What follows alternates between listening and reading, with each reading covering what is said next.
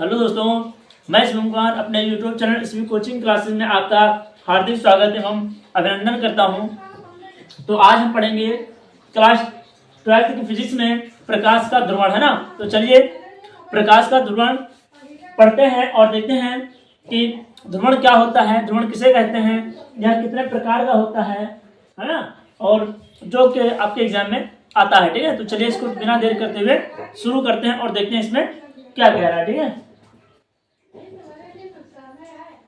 तो सबसे पहले आप ये बताइए मुझे ध्रुवण क्या होता है। तो जैसे कोई पूछ ले आपसे बताइए ध्रुवण क्या होता है, तो आप ध्रुवण क्या बताएंगे।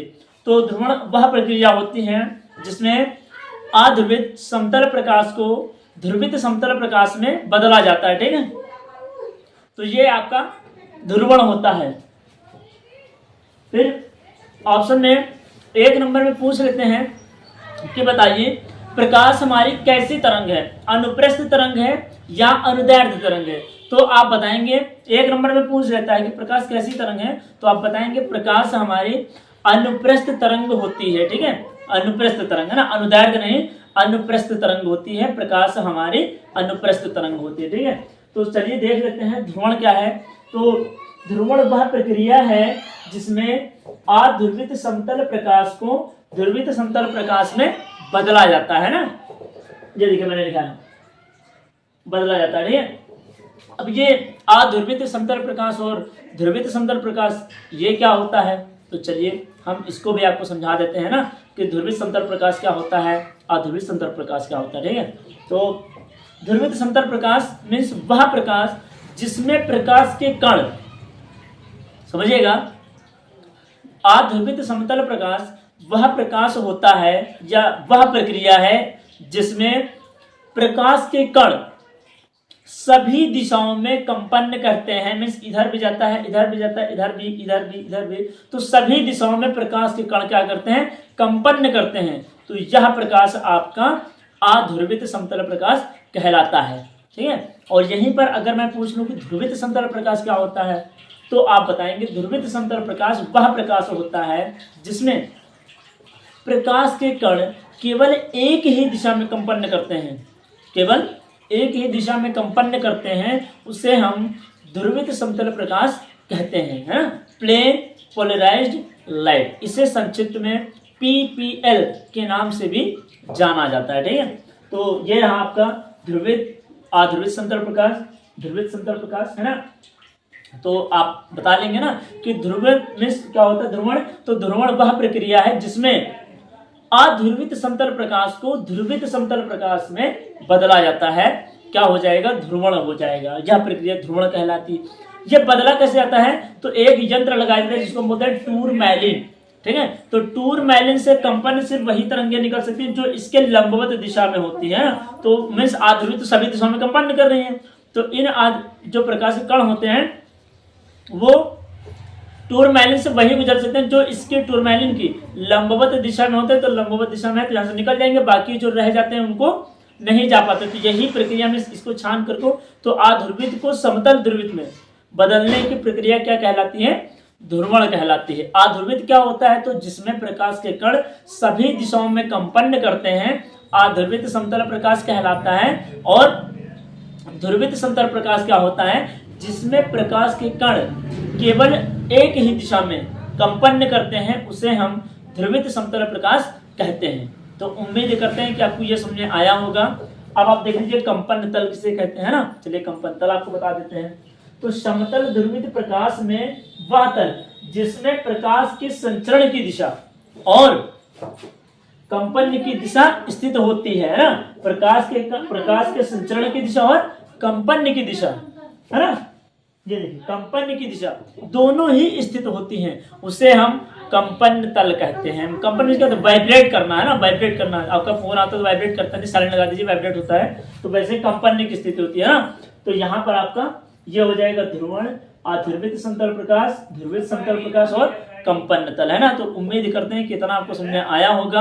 आप इसका स्क्रीनशॉट ले लीजिए, फिर हम इसके आगे आपको इंपॉर्टेंट चीजें जो आपके एग्जाम में आते हैं वो भी बता देते हैं। हालांकि ये तो इंपॉर्टेंट है ही, लेकिन इससे बाद हम जो भी बता देते हैं। ठीक है,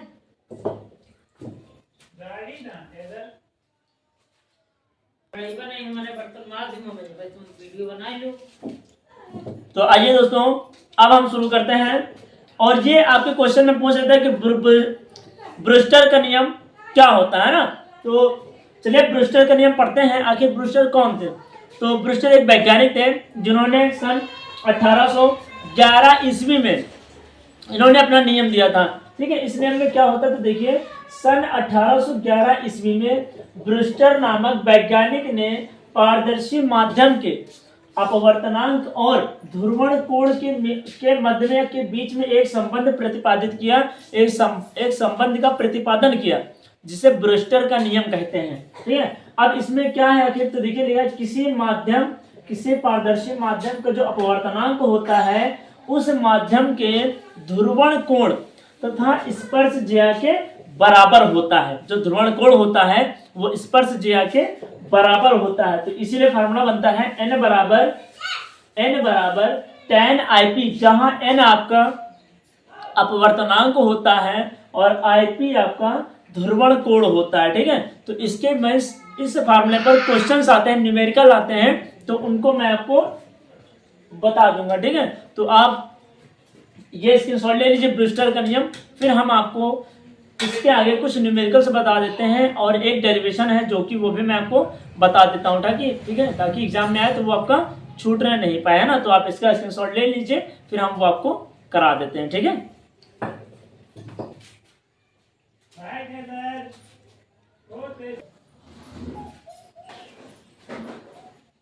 तो चलिए दोस्तों, अब हम ये डेरिवेशन आपको करा देते हैं जो कि आपके एग्जाम में 3 नंबर से लेकर 4 नंबर में पूछा जाता है ना। कह रहा है कि सिद्ध कीजिए कि ध्रुवण कोण पर आपतित प्रकाश किरण और परावर्तित प्रकाश किरण परस्पर लंब होती हैं। ये आपको प्रूव करके दिखाना है। तो इसमें प्रूव क्या करना है भाई, ये तो आपको पता है, आपने अपवर्तन में पढ़ा होगा कि आपतित प्रकाश किरण और परावर्तित प्रकाश किरण का मान हमेशा बराबर होता है।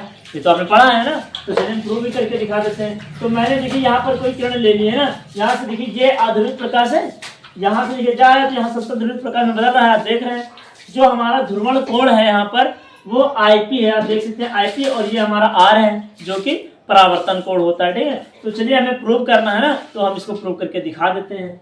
तो सबसे पहले आपको पता होगा क्लास 10th में आपने पढ़ा होगा स्नेल का नियम, है ना। तो वहीं से लिखेंगे यहाँ पर, यहाँ से शुरू कर रहे हैं, लिखेंगे स्नेल के नियम से, है ना, स्नेल के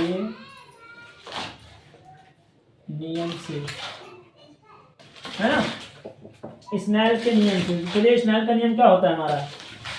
स्नेल का नियम होता है n बराबर साइन आई, लेकिन यहाँ आई क्या होगा देखिए P है ना, तो यहाँ sine IP upon sine R हो जाएगा। तो देखिए यहाँ साइन I की जगह हमें ध्रुवण कोण IP कर देना है, तो sine IP upon sine R, इसको मानेंगे समीकरण 1, ये हो जाएगा। अब आपने पढ़ रखा है ब्रूस्टर का नियम, अभी मैंने पढ़ा है फार्मूला, तो लिखेंगे ब्रूस्टर के नियम से, ये हो जाएगा ब्रूस्टर के नियम से, है ना, ये हमारा हो जाएगा।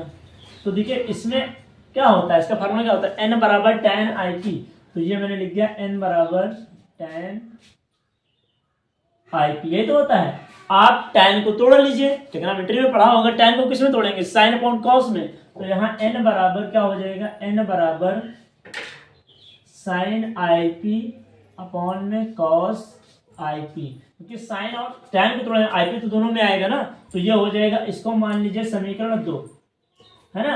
अब समीकरण देखिए n का मान हमें पता है ना, तो समीकरण 1 का मान उठा करके 2 में रख दीजिए, जहां n है उसकी जगह हम ये लिख सकते हैं ना, तो लिखेंगे समीकरण 1 का मान 2 में रखने पर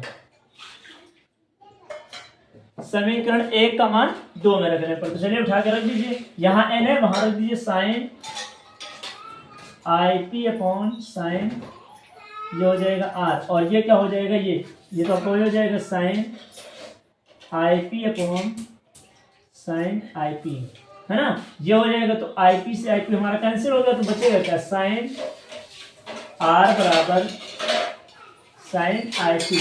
अब देखिए साइन, अच्छा सॉरी, यहाँ कॉस होगा, मैंने साइन किया है, यहाँ कॉस IP हो जाएगा ना, ये कॉस है, तो ये हो जाएगा cos IP। अब देखिए यहाँ साइन, यहाँ cos है, हमें यहाँ cos लाने के लिए क्या पड़ेगा, इसको cos 90 माइनस थीटा कर दीजिए, ये हो जाएगा cos 90 माइनस थीटा, थीटा बार, और बराबर क्या हो जाएगा cos IP। अब cos से cos कंपैरिजन करा दीजिए तो क्या हो जाएगा 90 डिग्री माइनस R बराबर IP। ये माइनस IP माइनस R इधर ले, ये प्लस IP हो जाएगा, तो IP माइनस R इधर है प्लस R, तो IP प्लस R बराबर क्या हो जाएगा 90 डिग्री। जो हमें प्रूव करना था सो हमने प्रूव कर दिया, काम खत्म, है ना। ये हमें प्रूव करना था, ये हमने प्रूव कर दिया, ठीक है। तो उम्मीद करते हैं कि आपको ये डेरिवेशन समझ में आया होगा। तो आप इसका स्क्रीनशॉट ले लीजिए, फिर मैं आपको इसी बेस पर एक कोई न्यूमेरिकल बता देता हूँ जो कि आपके एग्जाम में 2 नंबर में आता है ना, वो बता देते हैं, फिर आपका चैप्टर खत्म करते हैं, ठीक है। तो आप इसका स्क्रीनशॉट ले लीजिए, है ना।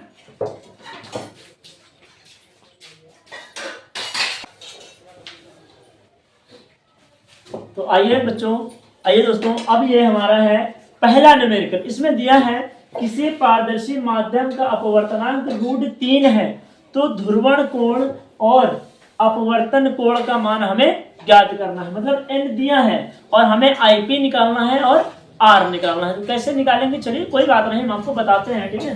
तो यहाँ लिखेंगे हल, हल, और हल में क्या है लिखेंगे, दिया है, अब दिया है क्या, तो n बराबर √3 दे रखा है, हमें IP निकालना है, ध्रुवण कोण निकालना है और अपवर्तन कोण निकालना है। तो अभी आप मैंने बताया जब भी n की बात करेगा IP निकालना, वो ब्रूस्टर का नियम लगाइएगा। तो लिखेंगे ब्रूस्टर के नियम से, नियम से, है ना, नियम से। तो n बराबर tan IP, तो n बराबर, n का मान दिए है, n का मान कितना दिए हैं, √3 है, तो n के लिए क्या हो जाएगा √3 बराबर tan IP। तो √3 अब कितने का मान होता है, तो tan आप बोलेंगे tan 30 का मान होता है √3, तो यहाँ क्या हो जाएगा tan 30 = tan IP। अब tan से tan कंपैरिजन करा देंगे तो IP हमारा क्या आ जाएगा, IP बराबर हमारा आ जाएगा 30 डिग्री। ये हमारा हो गया, 30 नहीं 60 डिग्री होता है, मैं थोड़ा, tan 60 का मान होता है √3 और tan 30 का मान होता है 1/√3, है ना। तो यहाँ आपका जो मान आएगा IP बराबर वो कितना आएगा 60 डिग्री, है ना, ये हो जाएगा। और हमारा ये हो गया। अब हमें क्या निकालना है, अब हमें अपवर्तन निकालना है ना। तो अपवर्तन के लिए फॉर्मूला क्या होगा, IP प्लस R बराबर 90 डिग्री, ये हो जाएगा। हमें IP का मान पता चल गया, IP कितना है 60 डिग्री, तो ये हो जाएगा 60 डिग्री प्लस R हमें निकालना है बराबर 90 डिग्री। 60 को इधर भेज दीजिए, क्या हो जाएगा, जो प्लस को धरेगा माइनस का, तो R बराबर 90 डिग्री माइनस 60 डिग्री, 90 से 60 माइनस करेंगे कितना बचेगा 30 डिग्री, ये हमारा हो जाएगा R का मान। देख सकते हैं आप कितनी आसानी से हमने इसको सॉल्व कर दिया। बहुत ही छोटा क्वेश्चन था जो कि आपके एग्जाम में पूछा जाता है, तो आप इसको देख लीजिए, इसका स्क्रीनशॉट ले लीजिए। फिर मैं इसके बाद एक न्यूमेरिकल बता देता हूँ 2 नंबर में, वो भी बस चैप्टर खत्म करते हैं, ठीक है। आप इसका स्क्रीनशॉट ले लीजिए, ठीक।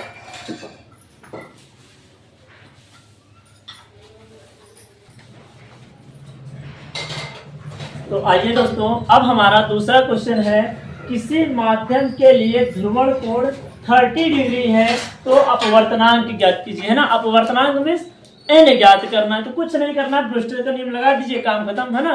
तो चलिए हम लिखते हैं, जो दिया है पहले उसको लिख देंगे, लिखेंगे हल, है ना। हल में क्या है, IP दिया है, IP बराबर कितना दिए 30 डिग्री, हमें निकालना क्या है अपवर्तनांक n। तो सीधे लिख दीजिए ब्रूस्टर के नियम से, ब्रूस्टर के नियम से, है ना। अब ब्रूस्टर का नियम क्या होता है, n बराबर tan IP, n निकालना है, tan ये हो जाएगा, IP का मान कितने दिए 30 डिग्री, तो tan 30 का मान कितना होता है, tan 30 का मान होता है 1/√3, ये हमारा हो जाएगा आंसर। ये कितना छोटा सा क्वेश्चन था और 2 नंबर में जो कि आपके एग्जाम में पूछा जाता है, तो बच्चे बस यहीं पर अटक जाते हैं कि tan 30 का मान आखिर कितना होता है या कौन सा इसमें फार्मूला लगेगा, है ना। तो इस तरह ये आपका क्वेश्चन कंप्लीट हो गया और ये आपका चैप्टर भी कंप्लीट हो गया, ठीक है। तो उम्मीद करते हैं कि आपको जितना मैंने आज की इस वीडियो में बताया है, आपको हर एक चीज़ समझ में आई होगी, है ना। और अगर आपको हमारे पढ़ाने का तरीका समझ में आ रहा है, पसंद आ रहा है और हमारी इस वीडियो को ज़्यादा से ज़्यादा लोगों तक लाइक करें, शेयर करिए और सब्सक्राइब करिए, है ना। क्योंकि आप जितना ही सब्सक्राइब करें, जितना ही हमारी वीडियो को लाइक करेंगे, उतना ही हमें मोटिवेट मिलेगा और हम उसी के अकॉर्डिंग, वैसे भी हम अथक प्रयास कर रहे हैं कि आपको बेटर से बेटर समझाने का, लेकिन और ज़्यादा हम प्रयास करेंगे कि आपको बहुत ही अच्छे तरीके से समझा सकें। इस वजह से आप हमारे इस वीडियो को ज़्यादा से ज़्यादा लोगों तक लाइक करें, शेयर करें और सब्सक्राइब करें। तो मिलते हैं नेक्स्ट वीडियो में। Thanks for watching this video.